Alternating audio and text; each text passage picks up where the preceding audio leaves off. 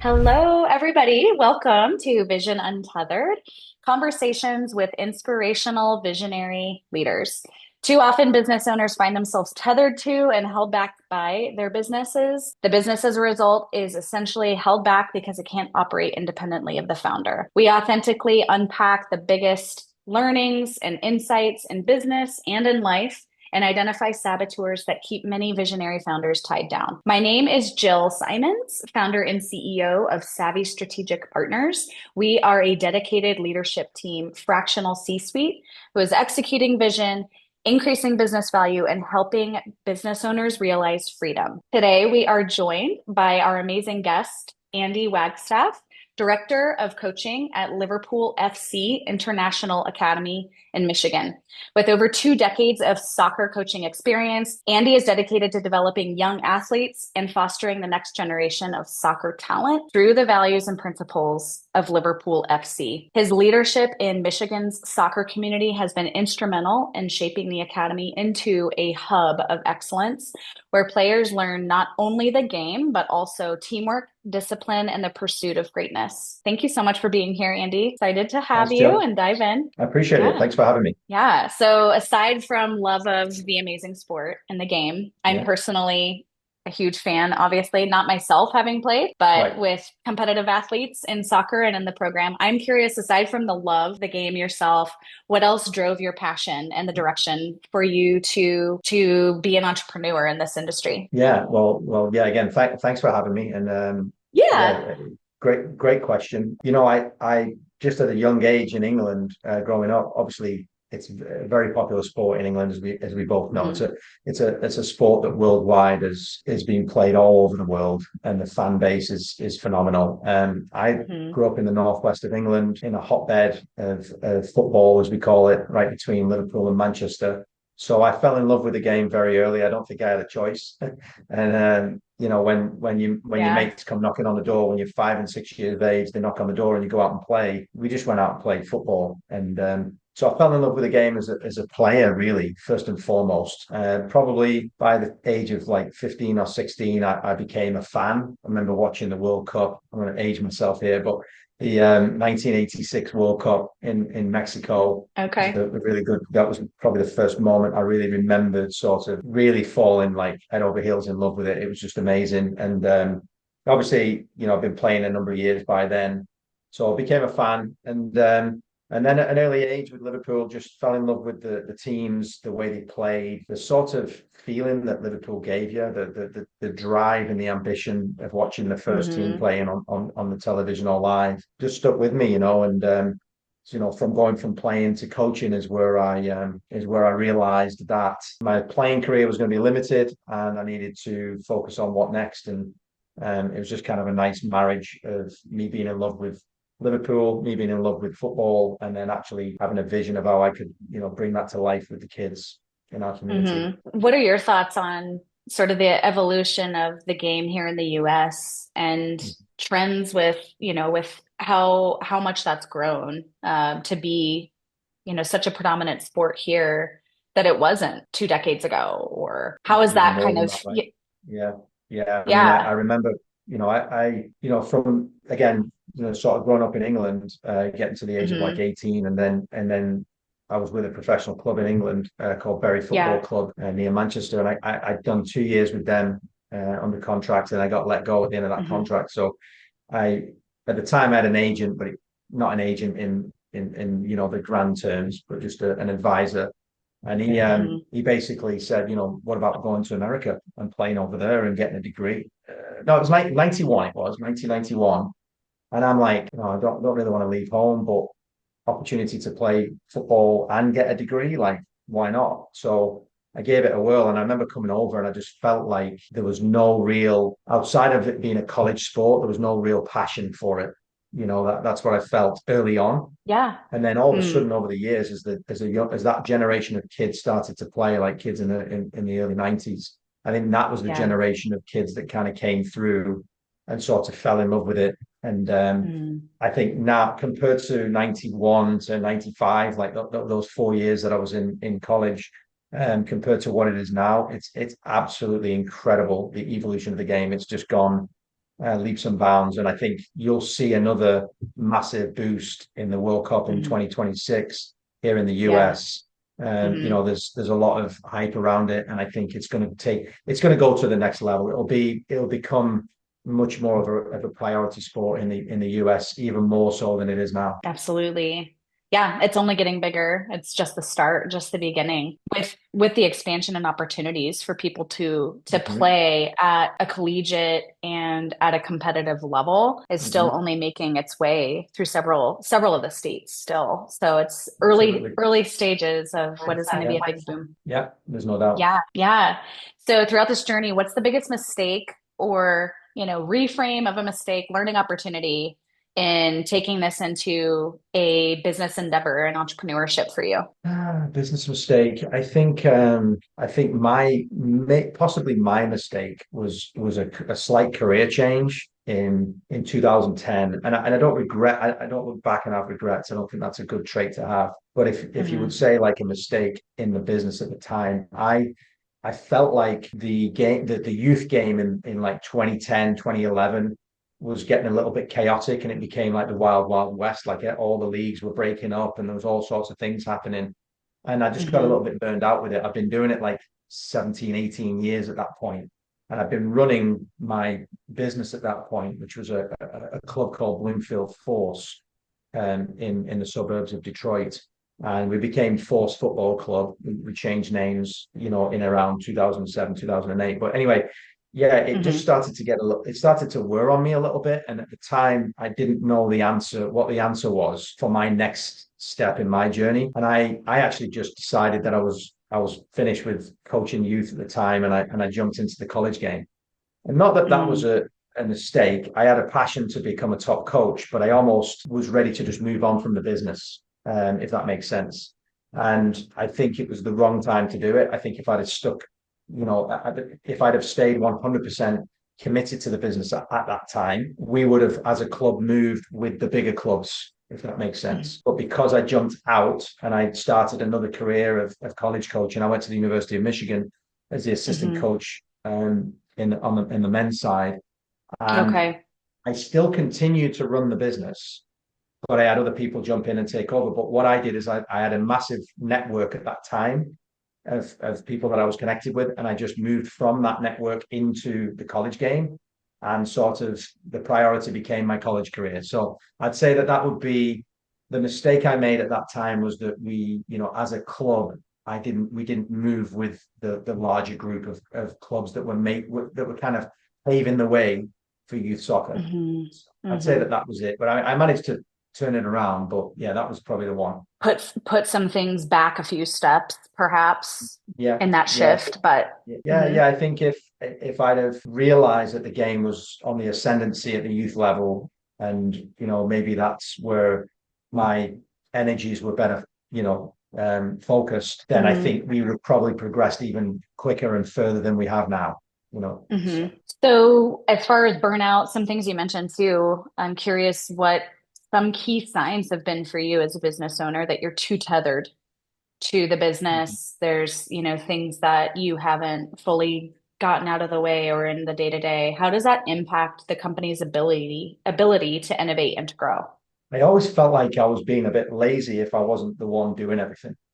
Like I think that that's how I felt. And to sort of put it in perspective in size, we were, we started out in the early 90s as a local youth soccer club with about 45 travel players. And then now, fast forward to 2024, we're in Michigan, we're 2,250, and then with our affiliates in Canada, we're over 3,000. So we've grown massively. And Mhm. I think that that is down to me becoming more educated as a leader, and understanding that letting go of the vine, as they say in EOS, was absolutely the biggest, most important thing that I could do. I'm sure my leadership team will still tell you that I still stick my nose in too much, but they're such a fantastic group of leaders that Mhm. I can just let them take care of the things that they take care of best, and then Yeah. I can focus on the visionary and the future. the best analogy is like when, again, through EOS and through other presentations I've heard, if you've not got someone paving the way, how's the rest of your staff or your club going to get there? Yeah. If you're in the jungle and you're the one chopping Hmm. down all the trees, where are you Yeah. How are going? we ever going to see the forest if we're Yeah, too busy working in the trees? Yes. 100%. And Yeah.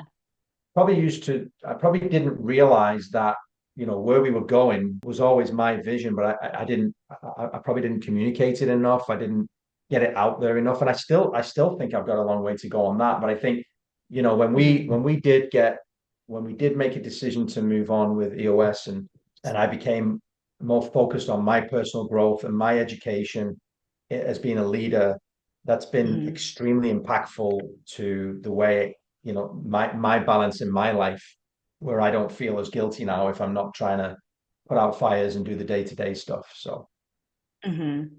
Okay. Yeah, I love that.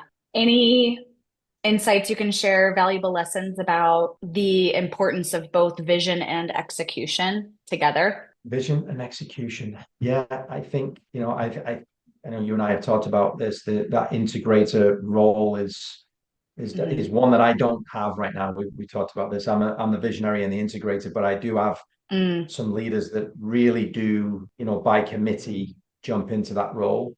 I think the evolution of our business, for my business, would be to be able to get there one day where we do have that integrator to kind of get my vision to execution. Because over the years, I've been the one, with a couple of key leaders that have had the vision of where we're going, and then again, the same committee has got the execution handled. But yeah. there is only a limit in how much you can grow. And I'm feeling that a little bit now, where I feel like I know we can continue to grow organically with the current, the current locations we have in the right way. I know we can expand into different markets, potentially different states, but I feel like it's limited because of my bandwidth.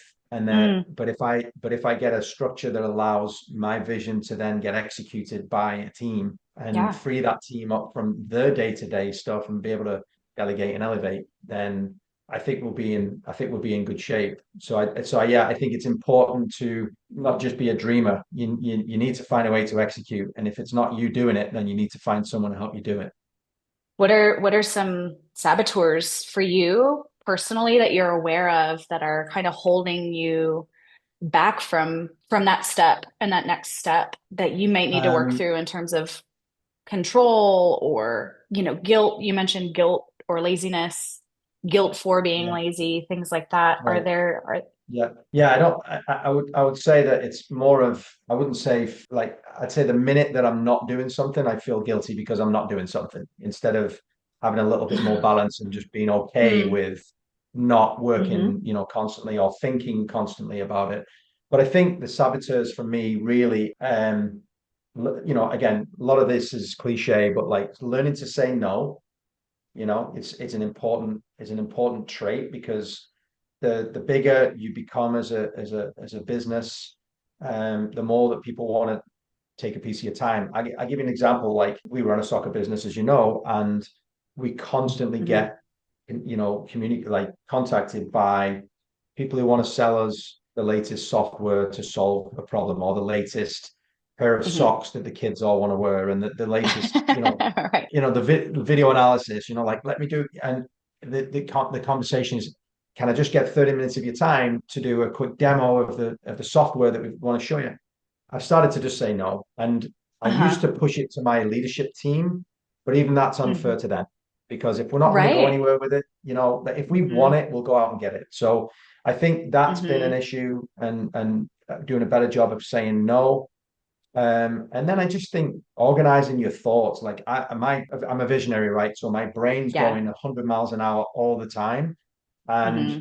I get distracted by the shiny things, is what I've been told in my meetings. And I get stuck into like a big idea, and Hmm. as well as me, like 8 out of 10 of them don't really work out that well. So that's where you need that integrator and that good team of leaders around you to say, hey, stay grounded. We don't need to do that. We're wasting time. So I think that's been my Achilles heel over the years. But I'm now Hmm. probably right in this moment now, where we are, is that's the area that I'm working on the most within me.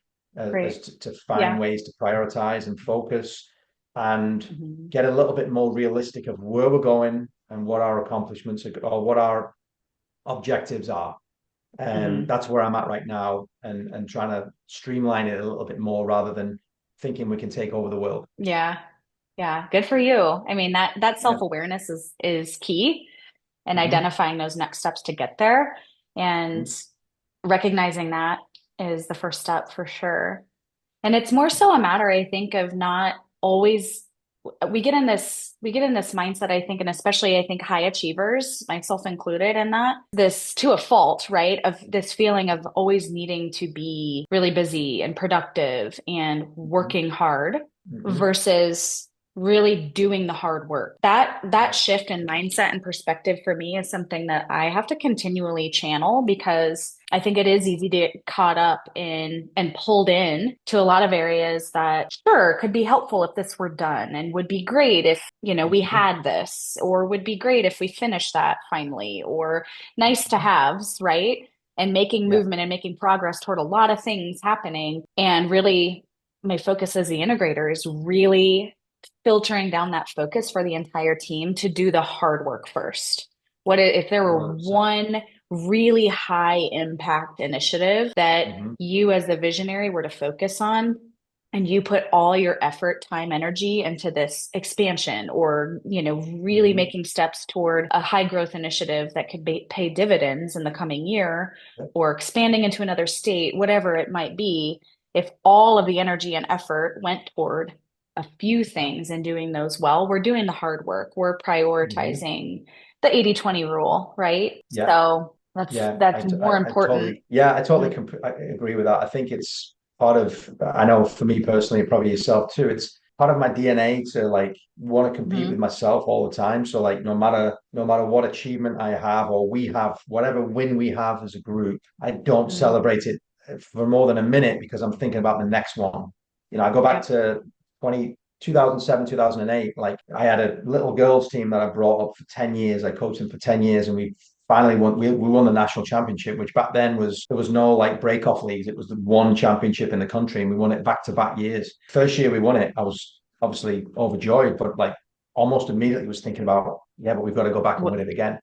You know what I mean? And I the think next that thing. feeling, Mhm. yeah, that feeling will never go away. Like every single success or win we have as a business, I do probably wear my staff down because I'm already thinking of, well, okay, that was great, but what's next? And Mhm. the lesson in there is maybe, enjoy the moment a little bit more. you know, enjoy the journey. Yeah.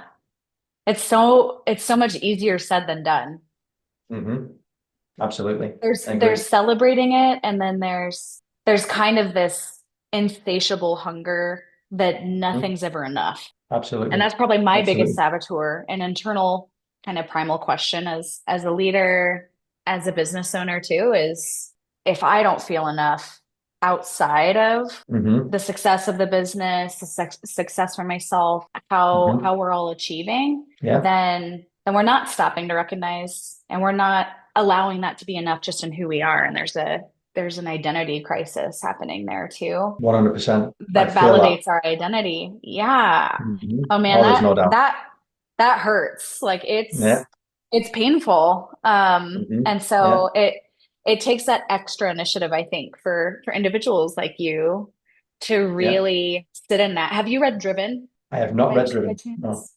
I need to. Um, yes, you do. I'm drawing a blank. I always look over at my bookcase because I have like Yeah. 500 books over here. I'll Nice. send it to you. I'll send you. Okay. Okay. I feel bad I'm botching it as far Right. as the Okay. author, but meditative Yeah. tools too in there for those that are driven and the mindset and mentality and what that inertia in us that's driving us in a different way. Like a Hmm. 10%, there's an actual genetic factor Yeah. in a driven type that is truly identified in this driven type where there's an allele on a gene Yeah. that inhibits the receptors in our brain of that celebratory serotonin, dopamine, like the Yeah. actual chemical imbalance is lacking in our brains. that create that. So it is scientific. It's not just a, Yeah, oh, I have this psychological block. It's yeah, probably that too, right? There's psychological right. factors, nurture and nature and all of that. But when you get the perfect combination of also this genetic factor where our brains just cannot process in that way to Yeah. provide kind of those endorphins and that feeling that we've arrived or succeeded in something. And so Oh yeah. it is never filled. It is It's, constantly needing to be replenished. And it's like always on E, it feels like, oh, it's not enough, it's not yeah. enough. So this, That's how I feel a lot. And it sounds like we both feel that way a yeah, lot. And maybe that's yeah, where, like, I've heard the imposter syndrome come out where, like, I recently joined Vistage about the beginning of the year. And I'm sitting yeah. in a room with people that have sold $250 million companies and this, that, and the other. And I'm going, whoa, like Hmm. I don't, in my head for a minute, I'm like, I don't belong here. But then, when Hmm. you just strip it all down, we've all got the same kind of characteristics in many ways, same Hmm. objectives and goals. And you just learn that, you've earned where you're at.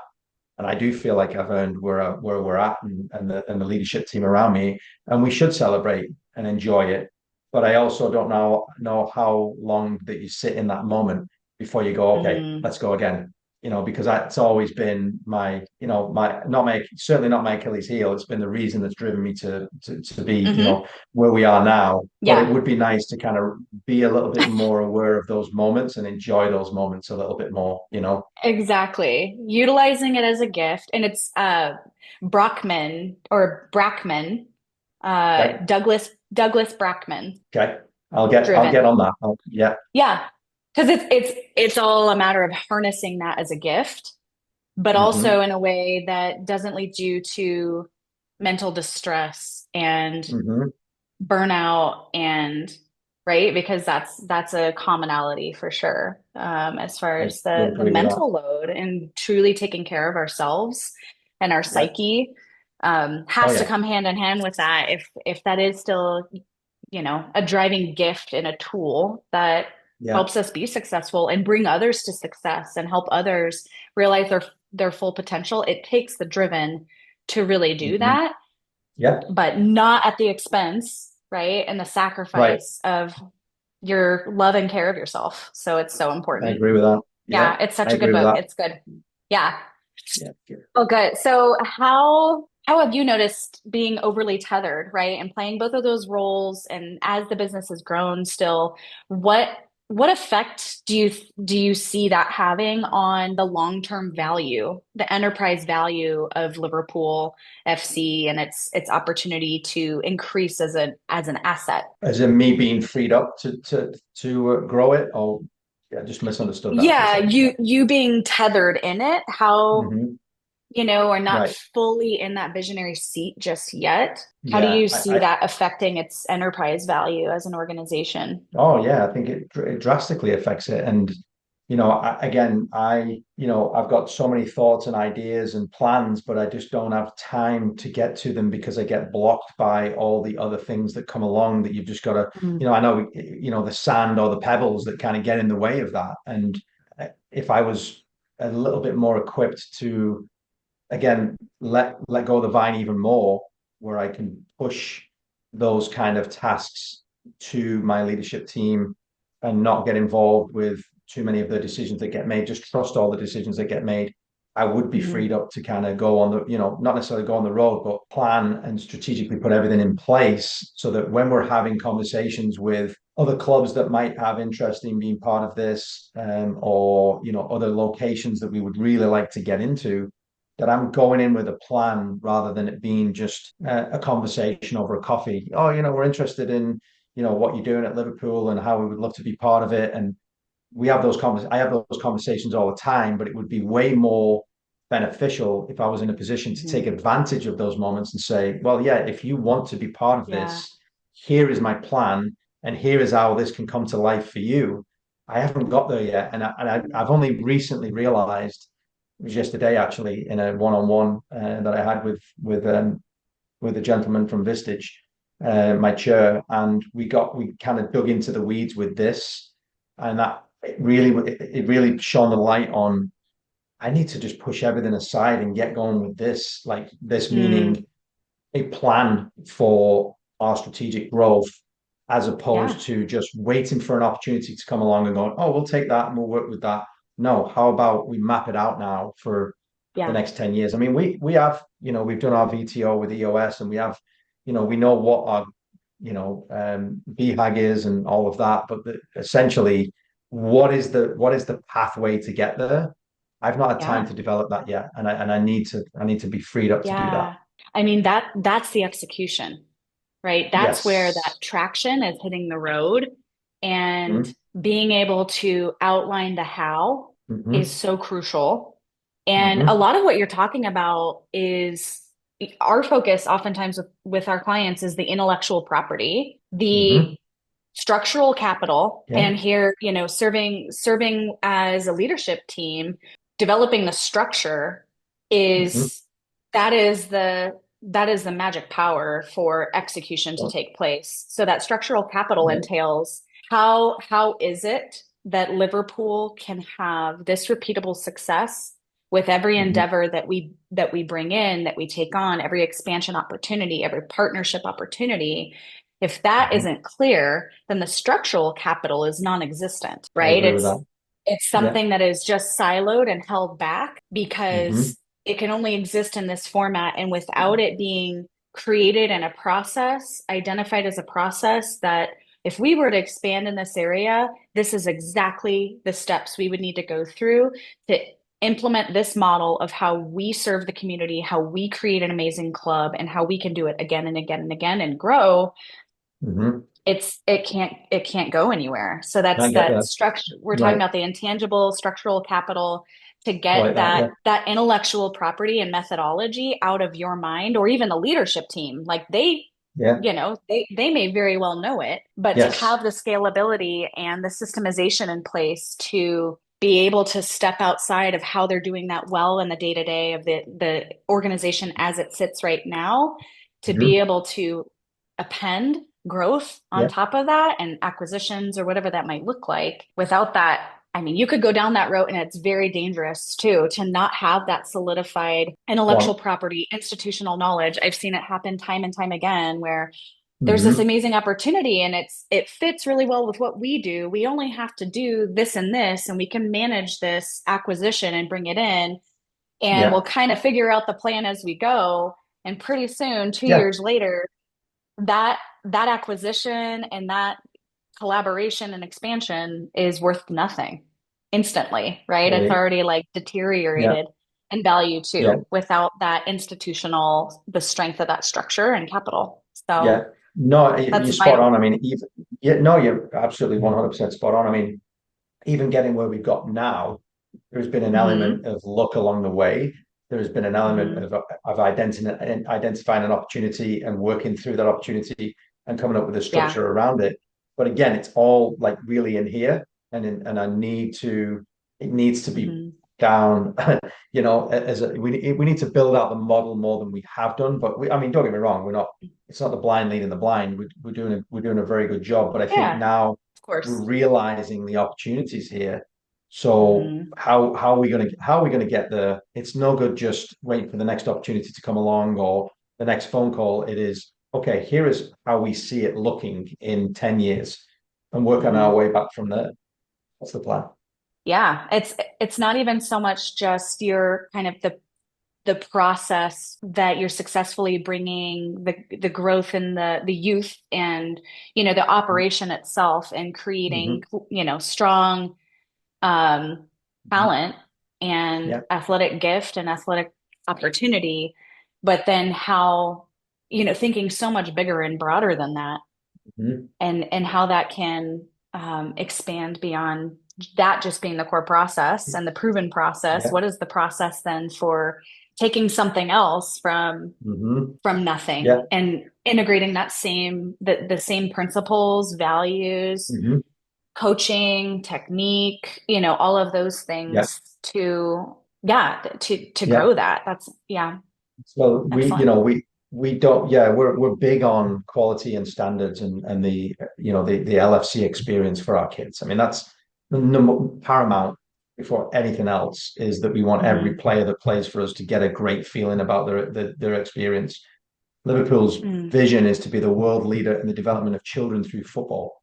And that sums us Mm. up as, so as much as I get excited about the next opportunity, the next challenge to grow, I'll equally get devastated if I hear a family that just haven't had a good experience. You know what I mean? It breaks my heart, And I'm sure, of course, Mm. it happens because you're dealing with youth sports and you're dealing with not everyone gets equal playing time and not everyone sees eye to eye with the coaching staff or sometimes with other players. And it just doesn't work out Right. for people. But I'm like right now in between making sure standards, quality, and the LFC experience for all our families, our coaches, our parents, even referees who referee our games. Like, I want them all to get a great feeling about our club. That is paramount. And then Hmm. obviously the expansion and the growth happens once we know that that is completely, that we're best in class. That is what we want to be. Mm. And then from there, we will continue to build out our plans for expansion. It's needed. It's so Yep. needed. Yeah, because I think Mm-hmm. it's becoming saturated Mm-hmm. and scattered in a way with, the inconsistency and what is what is so fundamentally important in the development of youth athletes. Those Right. values, it's pretty evident when those values aren't there and it becomes, yes, it's about money. I mean, this is business It's a business. too, Yeah. but you're Yeah. you're dealing with youth development. You're dealing Yeah. with children, Yeah. and something that is emotionally tied to and so vitally important in the shaping and mental and physical and emotional development in Mm-hmm. humans.